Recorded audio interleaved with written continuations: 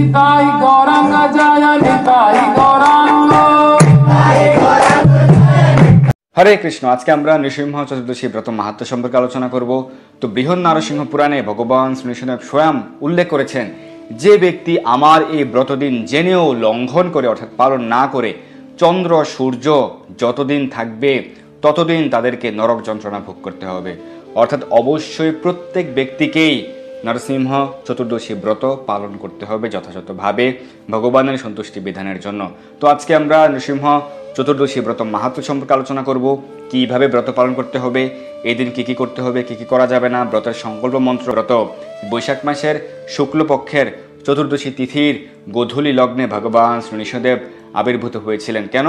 তার প্রিয় ভক্ত, পরম প্রিয় ভক্ত প্রহ্লাদ মহারাজকে রক্ষা করার জন্য, এবং তিনি হিরণ্যকশিপুকে বধ করেছিলেন।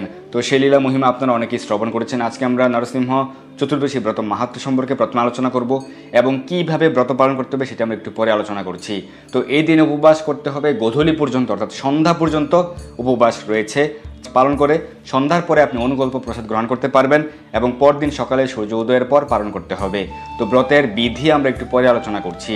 তো বৃহৎ নারসিংহ পুরাণে এই নরসিংহ চতুর্দশী ব্রত প্রসঙ্গে ভগবান শ্রীনৃসিংহদেব তিনি প্রহ্লাদ মহারাজের কাছে উল্লেখ করেছেন, বর্ষে বর্ষে তু কর্তব্যম মম সন্তুষ্টি কারণম মহাগুহ্যম ইদম শ্রেষ্ঠম মানবৈর্ভব ভীরুভি।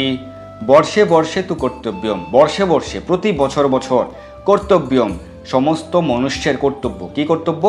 বর্ষে বর্ষে তু কর্তব্যম মম সন্তুষ্টি কারণম। ভগবান শ্রীনৃসিংহদেব উল্লেখ করেছেন মম সন্তুষ্টি কারণম, ভগবান শ্রীনৃসিংহদেবের সন্তুষ্টি বিধানের জন্য প্রতি বছর বছর এই নরসিংহ চতুর্দশী ব্রত পালন করা সকল মনুষ্যের কর্তব্য। মহাগুহ্যম ইদম শ্রেষ্ঠম মানবৈর ভব ভীরুবিহি। যারা ভীরু, কি সম্পর্কে ভীরু? যারা এই জড় বন্ধন সম্পর্কে ভীরু, অর্থাৎ যারা জড়জগতের বন্ধনে আবদ্ধ থাকতে চান না। এই জড়জগতের জন্ম মৃত্যুর বন্ধনে, জন্ম মৃত্যু আবার নতুন দেহ আবার জন্ম মৃত্যু, এভাবে অনন্তকাল ধরে 84 লক্ষ জনি যারা ভ্রমণ করে ক্লিষ্ট হয়ে গেছেন এই কষ্টে, আর 84 লক্ষ জনি ভ্রমণ করতে চান না, যারা এই জন্মেই এই মনুষ্য জন্ম প্রাপ্ত হয়েছেন বলে এই জন্মে আপনারা ভগবত ধামে প্রত্যাবর্তন করতে চান, সেই সকল মনুষ্যরা অবশ্যই এই শ্রেষ্ঠ ব্রত, এই গুহ্য ব্রত অবশ্যই পালন করবেন। সেটি ভগবান শ্রীনৃসিংহদেব প্রতিপন্ন করেছেন প্রহ্লাদ মহারাজের নিকট। সেটি বৃহৎ নারসিংহ পুরাণে উল্লেখ রয়েছে, এবং শাস্ত্র উল্লেখ রয়েছে এই নরসিংহ চতুর্দশী ব্রত স্বয়ং ব্রহ্মা, শিব, সকল দেবতারা পালন করেন।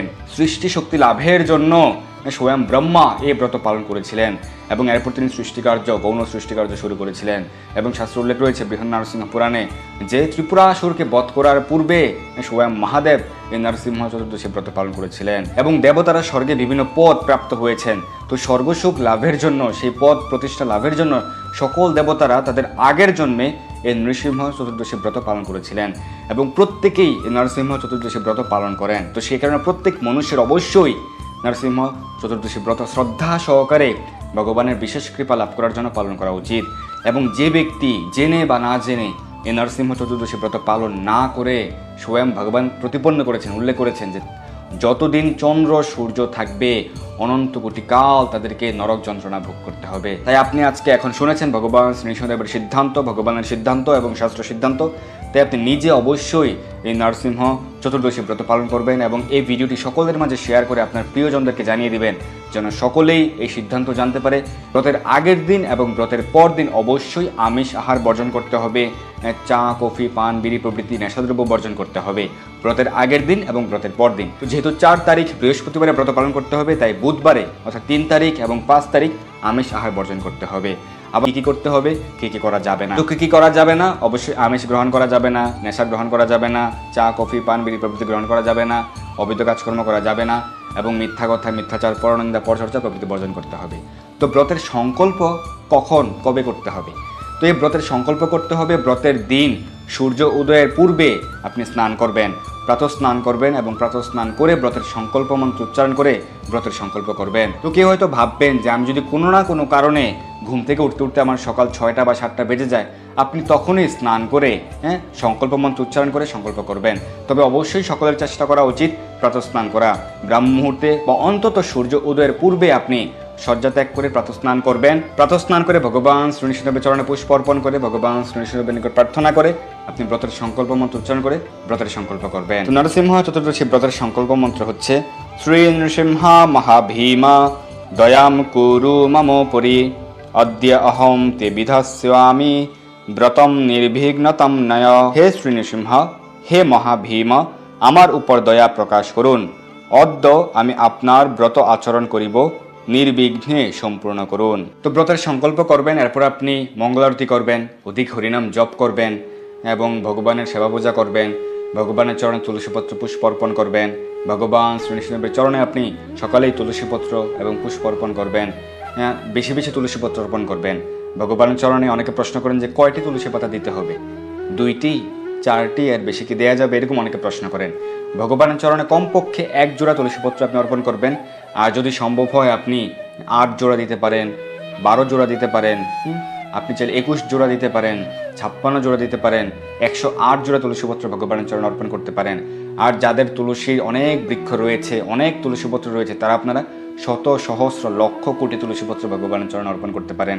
এবং অনেক বেশি তুলসীপত্র থাকলে আপনি তুলসীপত্রের মালা বানিয়ে আপনি ভগবানকে প্রদান করতে পারেন। তুলসী পাতার মালা বানাতে হলে আপনি সূচ দিয়ে ছিদ্র করে মালা তৈরি করবেন না। তুলসী পাতার যে বৃন্ত রয়েছে, বোটা, সেটিতে অনেকগুলি তুলসী পাতা নিয়ে বৃন্তগুলিতে আপনি সুতো দিয়ে গিট দিয়ে তুলসী পত্রের মালা তৈরি করে আপনি ভগবান শ্রী নৃসিংহদেবকে আপনি অর্পণ করতে পারবেন। এবং এই দিন আপনি অধিক হরিনাম জপ করবেন এবং ভগবান শ্রী নৃসিংহদেবের যে কবচ মন্ত্র রয়েছে, নৃসিংহ কবচ, নৃসিংহ স্তব এবং ভগবান শ্রী নৃসিংহদেবের অষ্টোত্তর শতনাম 108টি নাম আপনি পাঠ করবেন। যাদের পক্ষে সম্ভব আপনারা ভগবান শ্রী নৃসিংহদেবের সহস্র নামাবলী 1008 নাম পাঠ করতে পারেন।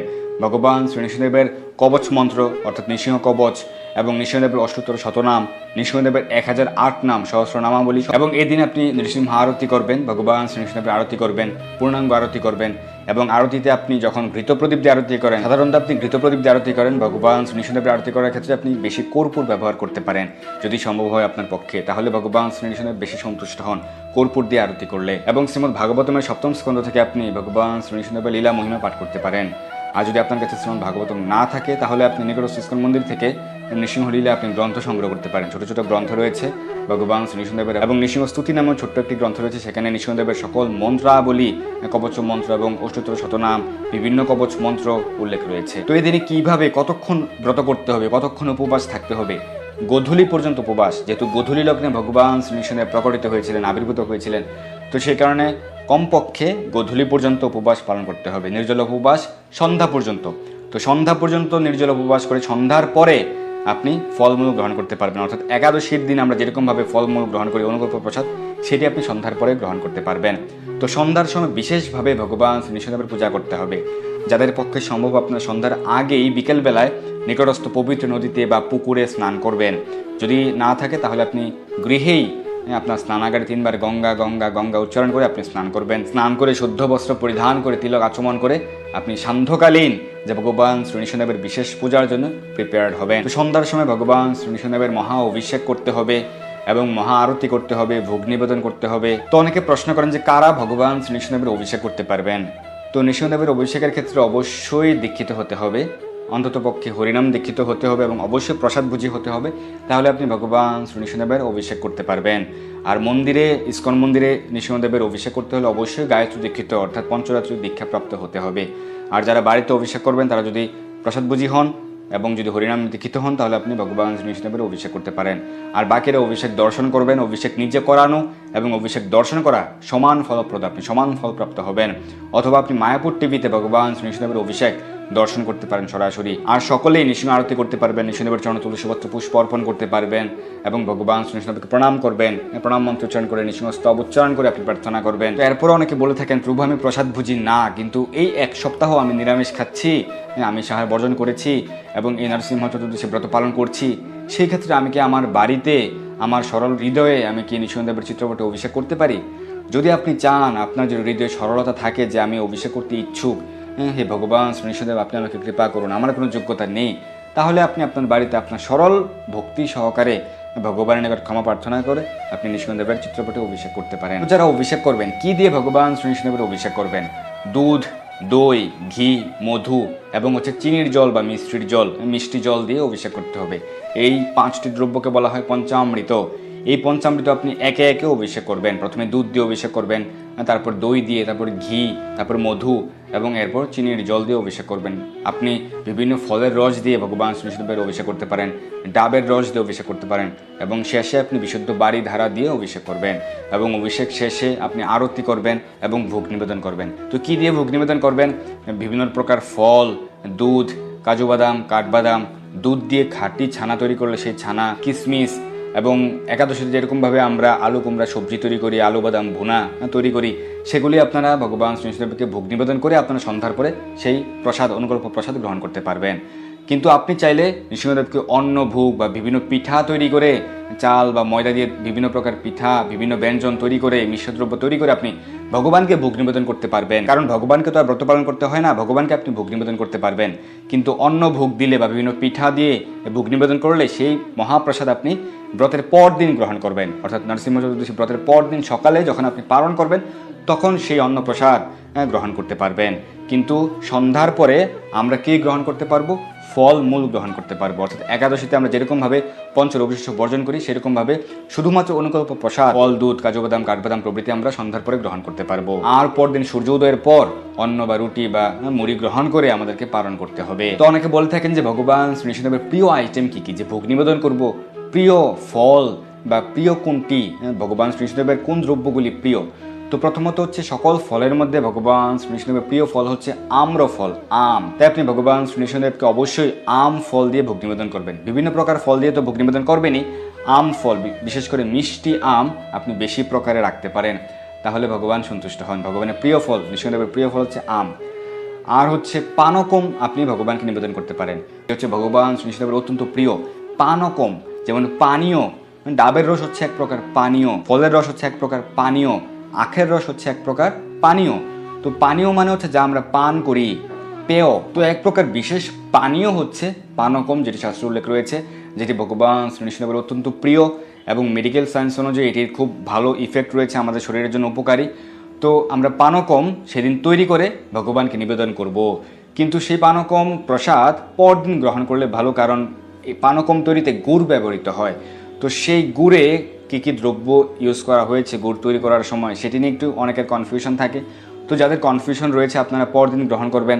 আর যারা ভেবেছেন বা যারা জানেন যে আপনি যে গুড় সংগ্রহ করেছেন, কিনে এনেছেন, সেটি একদম খাঁটি, সেই গুড়ে কোনো পঞ্চরবিশস্য নেই, সেই গুড়ে কেউ ময়দা বা অন্য কোনো রবিশস্য মেশাবে না, মেশায়নি, সেক্ষেত্রে আপনি সেই পানকম ব্রতের দিনই আপনি সন্ধ্যার পরে গ্রহণ করতে পারেন। তো পানকম মানে হচ্ছে এক প্রকার বিশেষ পানীয়, যেটি ভগবান শ্রীকৃষ্ণের অত্যন্ত প্রিয়। পানীয় থেকে পানকম, সংস্কৃতে পানকম। এবং ভগবান শ্রীকৃষ্ণদেবের আরও কিছু প্রিয় দ্রব্য রয়েছে, যেমন কাজু বাদাম, কাঠবাদাম, কিশমিশ এবং তাল মিশ্রি।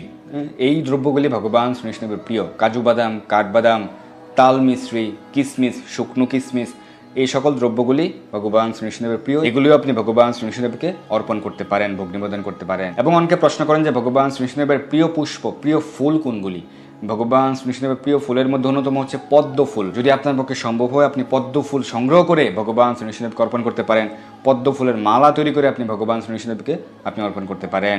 এছাড়াও বিভিন্ন প্রকার যে সুগন্ধি পুষ্প রয়েছে, শ্বেত সাদা রঙের সুগন্ধি পুষ্পগুলি ভগবান শ্রীকৃষ্ণদেবের প্রিয়। তো এভাবে আপনারা নরসিংহ চতুর্দশী ব্রত পালন করতে পারেন। অবশ্যই ব্রতের আগের দিন একদম 30 তারিখ থেকে শুরু করে আমিষ বর্জন করবেন। একাদশী ব্রতটি পালন করবেন 1 তারিখে এবং 4 তারিখ নরসিংহ চতুর্দশী ব্রত নিষ্ঠা সহকারে পালন করবেন ভগবানের সন্তুষ্টি বিধানের জন্য।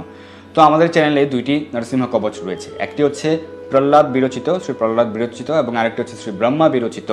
অর্থাৎ একটি নরসিংহ কবচ রচনা করেছেন শ্রী ব্রহ্মাজি এবং আরেকটি রচনা করেছেন শ্রী প্রহ্লাদ মহারাজ। তো অনেকে প্রশ্ন করেন যে কোনটি পাঠ করব। আপনি যে কোনোটি পাঠ করতে পারেন, অথবা আপনি চাইলে উভয়ই পাঠ করতে পারেন। ব্রহ্মা বিরচিত নরসিংহ কবচ এবং শ্রী প্রহ্লাদ মহারাজ বিরচিত নরসিংহ কবচ উভয়টি আপনি পাঠ করতে পারেন। বা অন্য সকল দিনে আপনি যে কোনো একটি যদি পাঠ করেন, এই নরসিংহ চতুর্দশী দিনে আপনি উভয়টি পাঠ করবেন এবং ভগবান শ্রীকৃষ্ণের অষ্টতর শতনাম, সহস্র নামাবলী, নরসিংহ কবচ এবং নরসিংহ স্তব আপনি পাঠ করবেন। এবং এই নরসিংহ চতুর্দশী দিনে আপনি আরও একটি কাজ করতে পারেন। 108 জোড়া তুলসীপত্র আপনি চন্দন সহকারে সাজাবেন একটি পাত্রে, একটি বড় একটি থালায় গুনে গুনে 108 জোড়া তুলসীপত্র চন্দন সহকারে আপনি সুন্দর করে সাজাবেন। এবং নৃসিংহদেবের যে অষ্টতর শতনাম রয়েছে, ওম নরসিংহায় নমঃ, ওম মহাসিংহায় নমঃ একটি নাম আপনি উচ্চারণ করবেন দেখে দেখে, এবং এক জোড়া তুলসীপত্র আপনি ভগবান শ্রী নৃসিংহদেবের চরণে অর্পণ করবেন। একটি মন্ত্র উচ্চারণ করবেন আর এক জোড়া অর্পণ করবেন, যেমন ওম নরসিংহায় নমঃ আপনি উচ্চারণ করলেন এবং ভগবান শ্রী নৃসিংহদেবের চরণে তুলসীপত্রটি অর্পণ করবেন। এবং এভাবে আপনি ভগবান শ্রী নৃসিংহদেবের 108টি নাম উচ্চারণের ফলে 108 জোড়া তুলসীপত্র আপনি ভগবান শ্রী নৃসিংহদেবের চরণে অর্পণ করতে পারবেন। এতে আপনার অনেক কল্যাণ হবে এবং আপনার সকল বাধা, আমাদের সকলের জীবনে অনেক বাধা রয়েছে, নানা রকম সাইড ইফেক্ট রয়েছে এবং অনেকে কোনো কাজ করতে গেলে প্রথমে হচ্ছে ব্যর্থ হয়ে যান, কোনোভাবেই সফলতা আসে না, বা অনেকের পারিবারিক সমস্যা রয়েছে, অনেকের শারীরিক সমস্যা রয়েছে, অনেকের মানসিক সমস্যা রয়েছে। সকল সমস্যার সমাধান হচ্ছে ভগবান শ্রী নৃসিংহদেবের শরণ গ্রহণ করা। তাই আপনি প্রতিদিন ভগবান শ্রী নৃসিংহদেবের চরণে তুলসীপত্র অর্পণ করবেন এবং প্রার্থনা করবেন নরসিংহ কবচ। নৃসিংহদেবের 9টি নাম রয়েছে নবগ্রহের সমস্যা থেকে মুক্তির জন্য, এবং অষ্টোত্তর শতনাম পাঠ করবেন, নৃসিংহ কবচ পাঠ করবেন, তাহলে আপনার সকল সমস্যা দূরীভূত হবে। এবং যারা ভক্তি জীবনে অগ্রসর হতেও নানা রকম প্রতিকূলতার সম্মুখীন হচ্ছেন, তাদের প্রতিকূলতাও ভগবান শ্রী নৃসিংহদেব দূর করবেন। তিনি হচ্ছেন ভক্তি বিঘ্ন বিনাশক ভগবান শ্রী নৃসিংহদেব, তিনি ভক্ত রক্ষক ভগবান শ্রী নৃসিংহদেব। তাই অবশ্যই তিনি তার ভক্তকে, শুদ্ধ ভক্তকে রক্ষা করেন যদি আপনি ভগবান শ্রী নৃসিংহদেবের চরণে শরণাগত থাকেন এবং ভগবান শ্রী নৃসিংহদেবের যে নির্দেশাবলী সেগুলি পালন করেন। নরসিংহ চতুর্দশী দিনে আপনি বিকেল বেলায় স্নান করে শুদ্ধ বস্ত্র পরিধান করে আপনি নিকটস্থ ইস্কন মন্দিরে চলে যাবেন, কারণ প্রতিটি ইস্কন মন্দিরেই একদম বিকেল থেকে সন্ধ্যার আগে থেকেই বিশেষ অনুষ্ঠান শুরু হয়। ভগবান শ্রী নৃসিংহদেবের বিশেষ পূজা, মহা অভিষেক, মহা আরতি, সকল অনুষ্ঠান আপনি সরাসরি দর্শন করতে পারবেন এবং নৃসিংহদেবের বিশেষ কৃপা আপনি প্রাপ্ত হবেন।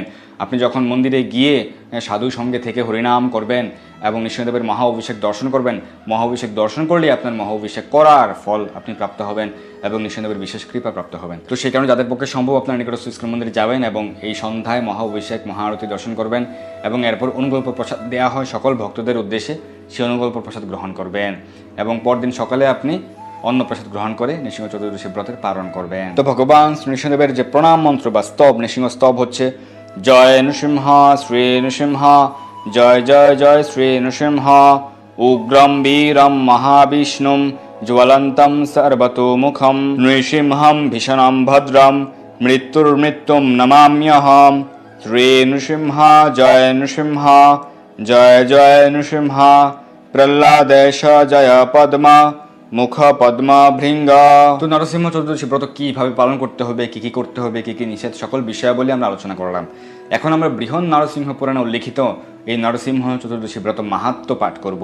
বৃহৎ নরসিংহ পুরাণে ভগবান শ্রী নৃসিংহদেব ভক্ত প্রহ্লাদকে বললেন, বর্ষে বর্ষে তু কর্তব্যম মম সন্তুষ্টিকারণম মহাগুহ্যম ইদম শ্রেষ্ঠম মানবৈর ভব ভীরু ভিহির। প্রতি বছর আমার সন্তুষ্টির উদ্দেশ্যে এই নরসিংহ চতুর্দশী ব্রত পালন করা কর্তব্য। জন্ম মৃত্যুময় সংসার ভয়ে ভীত মানুষ এই পরম গোপনীয় ও শ্রেষ্ঠ ব্রত পালন করবে। বৈশাখ মাসের শুক্লা চতুর্দশীতে শ্রী নৃসিংহদেব আবির্ভূত হয়েছিলেন, তাই এই তিথিতে ব্রত পালন পূর্বক তাঁর পূজা ও উৎসব করতে হয়। নৃসিংহদেব বললেন, আমার ব্রতদিন জেনেও যে ব্যক্তি লঙ্ঘন করে চন্দ্র সূর্য যতদিন থাকবে ততদিন নরক যাতনা ভোগ করবে। যদিও আমার ভক্তরা এই ব্রত করে থাকে, তবুও প্রত্যেকের এই ব্রতে অধিকার আছে। প্রহ্লাদ বললেন, হে ভগবান, হে নৃসিংহরূপ, হে সকল দেবগণের আরাধ্য প্রভু, আপনাকে প্রণাম জানাই। আমি জিজ্ঞাসা করছি, হে প্রভু, তোমার প্রতি আমার ভক্তি কি রূপে উৎপন্ন হলো, কি রূপে আমি তোমার প্রিয় ভক্ত হলাম? শ্রী নৃসিংহদেব বললেন, হে বুদ্ধিমান, একান্ত মনে শুনো। প্রাচীন কল্পে তুমি ব্রাহ্মণ ছিলে, কিন্তু বেদ পাঠ করনি। তোমার নাম ছিল বসুদেব এবং তুমি ছিলে বেশ্যাসক্ত। তোমার কোনো সুকর্ম ছিল না, কেবল একটি মাত্র আমার ব্রত করেছিলে। সেই ব্রত প্রভাবে তোমার এরকম আমার প্রতি ভক্তি হয়েছে। প্রহ্লাদ বললেন, হে নৃসিংহ, হে অচ্যুত, হে প্রভু, আমি কার পুত্র হয়ে কি করতাম? বেশ্যাসক্ত অবস্থায় কিভাবে তোমার ব্রত করলাম? দয়া করে বলুন। শ্রী নৃসিংহদেব বললেন, পুরাকালে অবন্তিপুরে এক বেদজ্ঞ ব্রাহ্মণ ছিল, তার নাম ছিল বসু শর্মা। ধর্মপরায়ণ ও বৈদিক ক্রিয়া অনুষ্ঠানে তৎপর। তাঁর ভার্যা জগৎ প্রসিদ্ধা সুশীলা পতিব্রতা সদাচারিণী। তাদের 5 পুত্র ছিল। 4 জন ছিল সদাচারী, বিদ্বান, পিতৃভক্ত, কিন্তু কনিষ্ঠ পুত্রটি ছিল অসদাচারী, সর্বদা বেশ্যাসক্ত, সুরাপায়ী। সেই কনিষ্ঠ পুত্রটি ছিলে তুমি। নিত্য বেশ্যাগৃহেই তুমি বসবাস করতে। এক বনমধ্যে তুমি ও সেই তোমার বান্ধবী বেড়াতে গিয়েছিলে। তোমরা মনে করেছিলে দিনটা বেশ ভালোই কাটবে, কিন্তু তোমাদের নিজেদের মধ্যে চরিত্র বিষয়ে বিশেষ রকমে কলহ বেঁধে যায়। তোমাদের মধ্যে মনোমালিন্যের কারণে মৌনভাবে তোমরা আলাদাভাবে একটি স্থানে এসে বসেছিলে। সেখানে তুমি অতি পুরানো ধ্বংস অবশেষ গৃহ নিদর্শন স্বরূপ কিছু ইট পাথর দেখেছিলে। সেই নির্জন স্থানে আলাদাভাবে উপবেশন করে তোমরা দুইজন ক্রন্ধন করছিলে আপন আপনভাবে। সারাদিন তোমরা অনাহারী ছিলে, এমনকি জল পর্যন্ত পান করনি। সারা রাতও তোমরা জাগরিত ছিলে। ক্লান্ত শরীরে, দুঃখিত অন্তরে, মনোমালিন্যভাবে তুমি সেখানে শুয়ে পড়ে প্রার্থনা করছিলে, হে ভগবান, হে শ্রীহরি, এই জগতের কত লোক সুন্দর, আমার মা বাবা কত সুন্দর ধর্মপ্রাণ, আমার ভাইয়েরা কত সুন্দর, তারা নিষ্ঠাবান চরিত্রবান, কিন্তু আমি অধপতিত, আমি মহামন্দমতি, আমি চরিত্রহীন, পথের পাগলের চেয়েও অধম। হে ভগবান, ভালো লোকেরা তোমার শরণাগত, আমি মূর্খ কারো শরণাগত নই, আমি অতি নিঃসঙ্গ, আমি বড় অসহায় অবস্থায় তোমার কাছে প্রার্থনা করছি। হে ভগবান, আমাকে বিশুদ্ধ জীবন দান করো। এভাবে তুমি ক্রন্ধন করেছিলে। আর তোমার বান্ধবী, সেও একান্ত মনে প্রার্থনা করছিল, হে ভগবান, আমি সমাজের মধ্যে সবচেয়ে জঘন্য স্তরের জীব, সভ্য সমাজ থেকে আমি বিক্ষিপ্ত ও বিচ্ছিন্ন। এই জগতে অনেক নিষ্ঠাবতী সাধ্বী সুন্দরী নারী রয়েছে, আর আমি মহাপাপী গণিকা বৃত্তি করে জীবন নষ্ট করেছি। প্রতিদিনই কেবল পাপের বোঝা বাড়িয়েছি। নরক যাতনা কতই না এই পুরা কপালে অপেক্ষা করছে। ভদ্র সমাজে কেউ কোনোদিন আমাকে তাকাতেও চায় না। আমিও এই জগতের কোনো পথ খুঁজে পাই না। হে পরম করুণাময় ভগবান, যদি তোমার অহৈতুকী কৃপা দৃষ্টি আমার প্রতি থাকে, তবে দয়া করে আমার এই জীবন পরিবর্তন করে দাও। এভাবে সে আকুল অন্তরে ক্রন্দন করতে লাগলো। শ্রী নৃসিংহদেব বললেন, হে প্রহ্লাদ, সেই স্থানটি ছিল আমার প্রাচীন মন্দির। সেই দিনটি ছিল বৈশাখ মাসের শুক্লা চতুর্দশী, আমার আবির্ভাবের দিন। তোমরা উপবাসী ছিলে, রাত্রি জাগরণ করছিলে, জীবনের কল্যাণ প্রার্থনা করছিলে। অর্থাৎ অজ্ঞাত সারেই তোমরা আমার পরম মঙ্গলময় চতুর্দশী ব্রত পালন করেছিলে। সে ব্রত প্রভাবে তুমি এ জন্মে আমার প্রিয় ভক্তরূপে জন্মগ্রহণ করেছ। আর সেই বেশ্যাও স্বর্গলোকে অপ্সরা জীবন লাভ করে ত্রিভুবনে সুখচারিণী হয়েছে। হে প্রহ্লাদ, আমার ব্রতের প্রভাব শুনো। সৃষ্টি শক্তি লাভের উদ্দেশ্যে ব্রহ্মা আমার এই চতুর্দশী ব্রত পালন করেছিলেন। ত্রিপুরাসুরকে বধের উদ্দেশ্যে মহাদেব এই ব্রত পালন করেছিলেন। স্বর্গসুখ লাভের জন্যই দেবতারা আগের জন্মে আমার ব্রত করেছিলেন। বেশ্যাও এই ব্রত প্রভাবে ত্রিলোকে সুখচারিণী হয়েছে। যে সমস্ত মানুষ আমার এই ব্রত শ্রেষ্ঠ পালন করবে, শত কোটি কল্পেও তাদের সংসারে পুনরাগমন নেই। আমার ব্রত প্রভাবে অপুত্রক ভক্তপুত্র লাভ করে, দরিদ্র ধনশালী হয়, তেজস্কামী তেজ লাভ করে, রাজ্যকামী রাজ্য পায়, আয়ুষ্কামী দীর্ঘায়ু লাভ করে। স্ত্রীলোকেরা আমার এই চতুর্দশী ব্রত পালন করলে ভাগ্যবতী হয়।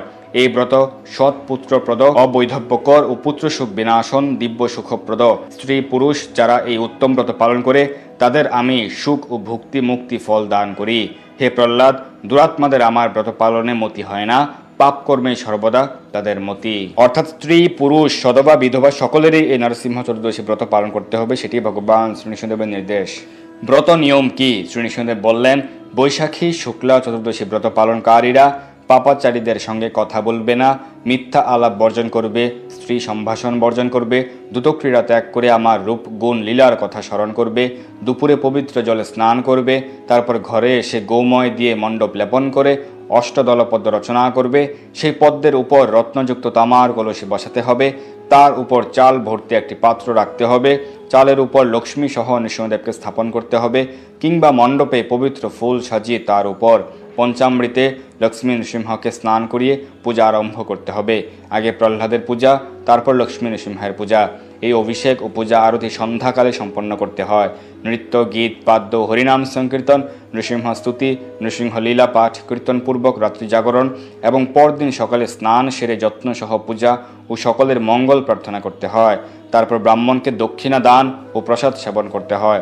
অপারগ লোকেরা কমপক্ষে সন্ধ্যার পর অনুকল্প প্রসাদ গ্রহণ করে থাকেন, রাত 10টা পর্যন্ত জেগে থাকেন, পরদিন মঙ্গল আরতিতে নৃসিংহস্তব করতে থাকেন। তো আজকের এই ভিডিওতে আমরা নরসিংহ চতুর্দশী ব্রত মাহাত্ম্য এবং ব্রত কিভাবে পালন করতে হবে, ব্রতের দিন কী কী করা যাবে, কী কী করা যাবে না, সকল বিষয়াবলী আলোচনা করলাম। তো আপনারা অবশ্যই এই নরসিংহ চতুর্দশী ব্রত নিষ্ঠা সহকারে পালন করবেন। যদি কেউ চান যে তিনি সারা দিন রাত নির্জল উপবাস করবেন, সেটি করতে পারেন, অথবা সন্ধ্যা পর্যন্ত নির্জল উপবাস করে সন্ধ্যার পর আপনি ফল মূল, দুধ, কাজু বাদাম, কাঠবাদাম প্রভৃতি অনুকূল প্রসাদ গ্রহণ করতে পারেন এবং পরদিন সকালে সূর্য উদয়ের পর পালন করবেন। এখন অনেকে প্রশ্ন করতে পারেন যে আমি তো অসুস্থ, তো আমি কিভাবে সন্ধ্যা পর্যন্ত নির্জল উপবাস করব, আমি তো প্রভু পারি না। তো যদি কেউ অসুস্থ হন, আপনি যদি অসুস্থ, আপনাকে ওষুধ গ্রহণ করতে হবে সকালে বা দুপুরে, আপনি সন্ধ্যা পর্যন্ত নির্জল উপবাস করতে পারবেন না, বা যদি কোনো গর্ভবতী মায়েরা যে সন্ধ্যা পর্যন্ত একটানা নির্জল উপবাস করতে পারবে না, সেক্ষেত্রে আপনারা দুপুরে ফল গ্রহণ করতে পারেন। সকালে বা দুপুরে ফল গ্রহণ করে আপনি ভগবান শ্রীকৃষ্ণের কাছে প্রার্থনা করবেন। যাদের ওষুধ গ্রহণ করতে আপনি ওষুধ গ্রহণ করতে পারবেন, প্রতিদিন ওষুধ গ্রহণ করা যায়, এবং ভগবান শ্রীকৃষ্ণের কাছে প্রার্থনা করবেন যেন আপনি সুস্থতা লাভ করেন, এবং যারা গর্ভবতী মায়েরা রয়েছেন আপনারা প্রার্থনা করবেন যেন আপনি সুসন্তান লাভ করতে পারেন, আপনার সন্তান যেন সুস্থ থাকে, স্বাভাবিক থাকে, এবং সেই জন্য কৃষ্ণ ভক্ত হয়, এবং আপনার সন্তান যেন দীর্ঘায়ু লাভ করে, আপনি এবং আপনার সন্তান যেন সুস্থ থাকেন। আপনি ভগবান শ্রীকৃষ্ণের কাছে প্রার্থনা করবেন আপনার সরল ভক্তি সহকারে, এবং অবশ্যই প্রত্যেকেই এই নরসিংহ চতুর্দশী ব্রত পালন করবেন। আপনি নিজেই ব্রত পালন করবেন, আপনার পরিবার, পরিজন, বন্ধু বান্ধব, প্রিয়জন, আত্মীয় স্বজন সকলকে উৎসাহিত করবেন, সকলকে আপনি এই ভিডিওটি শেয়ার করে দিবেন, সকলের কাছে পৌঁছে দিবেন, সকলকে আপনি ইন্সপায়ার করবেন। আপনি যদি অন্যকে ইন্সপায়ার করেন, আপনার কথায় যদি অন্য কেউ ব্রত পালন করে, তাহলে কিন্তু ভগবান আপনার প্রতি সন্তুষ্ট হবেন, আপনি আরও বিশেষ কৃপা প্রাপ্ত হবেন। আপনার কথা শুনে আরও 10 জন এই ব্রত পালন করছে, তো সেই কারণে ভগবান শ্রীকৃষ্ণ আপনার প্রতি অনেক প্রসন্ন হবেন এবং আপনি 10 গুণ কৃপা লাভ করবেন। তো সেই কারণে আপনি নিজে ব্রত পালন করবেন, অন্যকেও আপনি উৎসাহিত করবেন যেন সকলেই ভগবান শ্রীকৃষ্ণের বিশেষ কৃপা প্রাপ্ত হতে পারে। যদিও এই ব্রত পালন করলে অনেক ভক্তি মুক্তি লাভ হয়, অনেক ফল লাভ হয়। যারা আয়ুষ্কামী, তেজস্কামী, রাজ্যকামী, যারা ধন লাভ করতে চায়, আমরা দেখতে পেলাম যে শাস্ত্র থেকে তারা ধন লাভ করতে পারে, যারা আয়ু কামনা করে তারা আয়ু লাভ করতে পারে, অর্থাৎ যারা কামনা বাসনা সহকারেও এই ব্রত পালন করবে তারাও সেই ফল প্রাপ্ত হবে, তাদের সেই মনোবাসনা পূর্ণ হবে। কিন্তু ভক্তরা কোনো বাসনা নিয়ে নয়, ভক্তরা এই ফল সেই ফল লাভ করার জন্য নয়, শুধুমাত্র ভগবান শ্রীকৃষ্ণকে সন্তুষ্ট করার জন্য, যে ভগবান বলেছেন এই ব্রত পালন করতে হবে, এই ব্রত পালন করলে ভগবান খুশি হবেন, ভগবান সন্তুষ্ট হবেন, তাই ভগবানের সন্তুষ্টি বিধানের জন্য ভক্তগণ এই ব্রত পালন করেন, এবং প্রতিটি ব্রতই ভক্তগণ পালন করেন ফল লাভের আশায় নয়, ভগবানকে সন্তুষ্ট করার জন্য। তাই অবশ্যই এই ব্রত পালন করবেন, বেশি বেশি হরিনাম জপ করবেন, নৃসিংহদেবের লীলা মহিমা শ্রবণ করবেন, কীর্তন করবেন, পাঠ করবেন, অন্যদেরকে আপনি শোনাবেন ভগবান শ্রীকৃষ্ণদেবের অপ্রাকৃত লীলা মহিমা। ধন্যবাদ সবাইকে আমাদের সঙ্গে যুক্ত থাকার জন্য। ভালো থাকুন, সুস্থ থাকুন, সর্বদা কৃষ্ণ ভাবনা থাকুন। হরে কৃষ্ণ। জয় ভক্তবৎসল ভগবান শ্রীকৃষ্ণদেব কি জয়, জয় ভক্ত শ্রেষ্ঠ প্রহ্লাদ মহারাজ কি জয়।